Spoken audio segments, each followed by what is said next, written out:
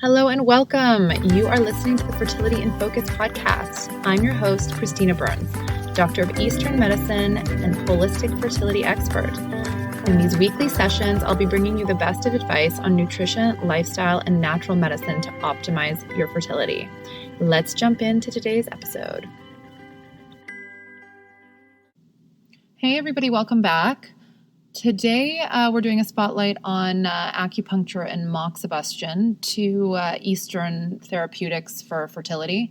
And they're used in conjunction a lot of the time in acupuncture treatments, although a lot of practitioners do not use moxibustion because maybe their building doesn't allow smoke, or maybe they're sensitive to it themselves. Moxibustion is mugwort sage. I use it in the form of charcoal sticks. So the sage has been processed into charcoal sticks so that it emits less smoke. It basically smells like a very light incense. Most of my patients very much enjoy it, and I have found it to be an absolute game changer for treating fertility. In fact, if fertility is just being treated with acupuncture on its own, I don't think it's nearly as effective. And if one wasn't able to do moxibustion with the acupuncture, then I think herbs are absolutely necessary.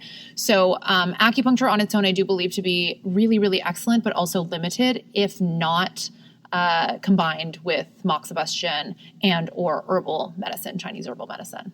So let's dive in to some of the details about moxibustion. So moxibustion, also known as mugwort sage or artemisia, it's not like sage that you cleanse your space with in a Native American process. It is a type of sage that's been used in traditional Chinese medicine for millennia to improve blood flow. It's also used in certain formulas to be taken internally to help with blood flow and to help actually stop internal hemorrhage, interestingly.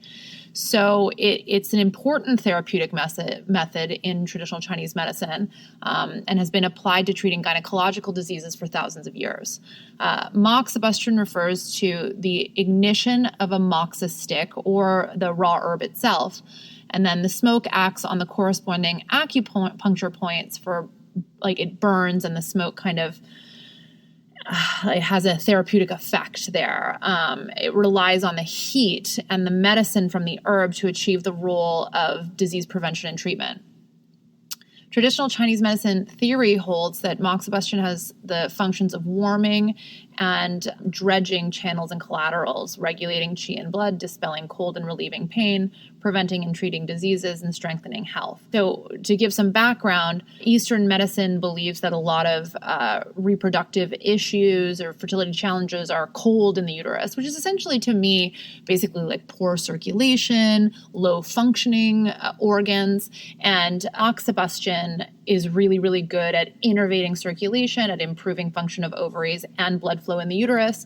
So we're going to get more into those benefits. But in general, it's very, very efficacious in treating infertility, menstrual pain, and other hormonal and reproductive challenges. Modern medical research suggests that moxibustion can improve ovarian functioning by inhibiting apoptosis, or basically the aging of cells in the ovaries. So it's preventing aging of ovaries. In fact, it's anti-aging the ovaries and making them work better.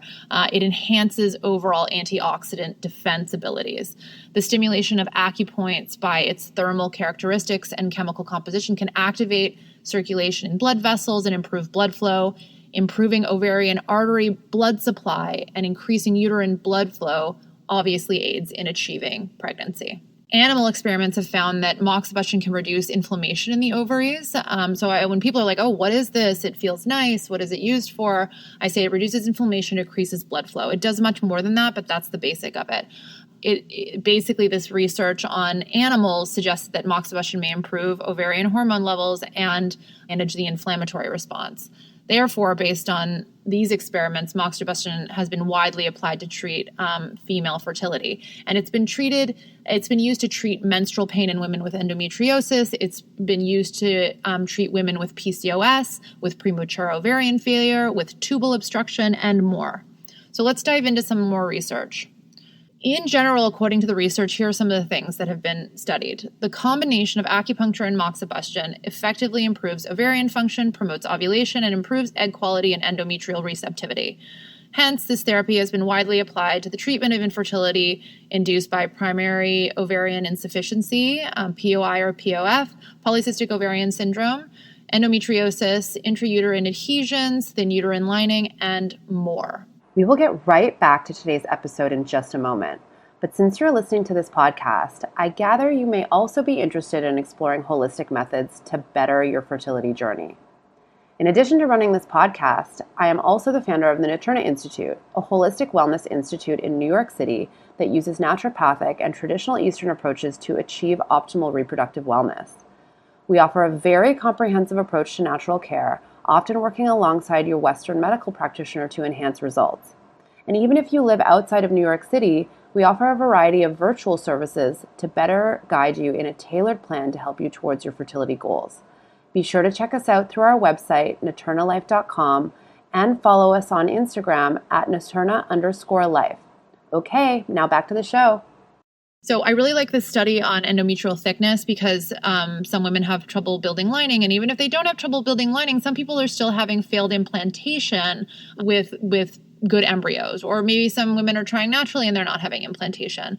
And moxibustion can be just like a star in this area. I've had people fail a bunch of transfers or fail to get pregnant, and then we start doing moxibustion. I teach them how to do it at home, and then boom, they're pregnant. So in this study about endometrial thickness, 40 infertile women selected from those who visited the traditional Chinese medicine department of maternity and child care centers in Fujian province from October 2015 to October 2016 were enrolled in this study.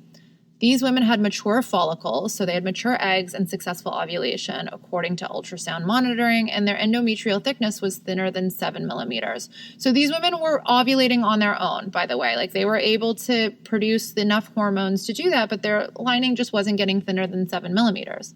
The women were divided into warming needle moxibustion group, that's group A, 20 cases, and the medication group, that's group B.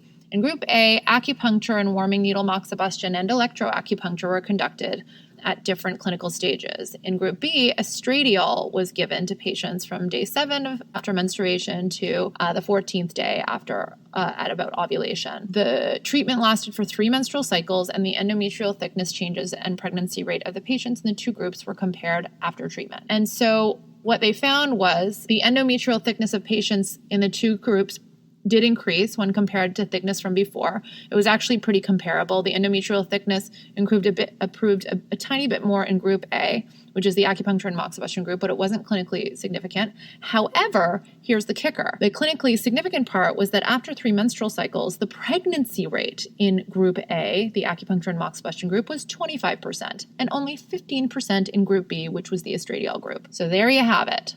Both can thicken the lining, but the acupuncture and moxibustion was more successful in clinical pregnancies. There was another study on PCOS and how acupuncture and moxibustion is effective in improving the ovulation, promoting effect, and pregnancy outcome in PCOS patients. So a lot of the time, women with PCOS either don't ovulate or don't ovulate regularly. And it was found that when you combine acupuncture and moxibustion, either on its own or with Clomid, it has a similar effect to inducing ovulation. Like the acupuncture and moxibustion has a similar effect to inducing ovulation as Clomid does. But again, there was more advantages in the acupuncture and moxibustion group to improve the pregnancy rate of the women with PCOS, not to mention that it reduced adverse side effects of Clomid on its own. So these are two of the studies I wanted to cite because I found that, it wasn't just that it was sort of improving some reproductive parameters, it was actually improving pregnancy rates. So in conclusion, warming needle and the combination of acupuncture moxibustion can increase chances of pregnancy. And it also, not for nothing, helps a ton with menstrual pain, bloating, indigestion, nausea in pregnancy, and turning breech babies. And this is all clinically proven, and there have been studies conducted. So it's not woo-woo la-la. There's evidence, And if you're seeing an acupuncturist, then I highly recommend that you ask them about it. And even if they don't do it themselves in the clinic, perhaps they can show you how to do it at home and direct you to a source to purchase it.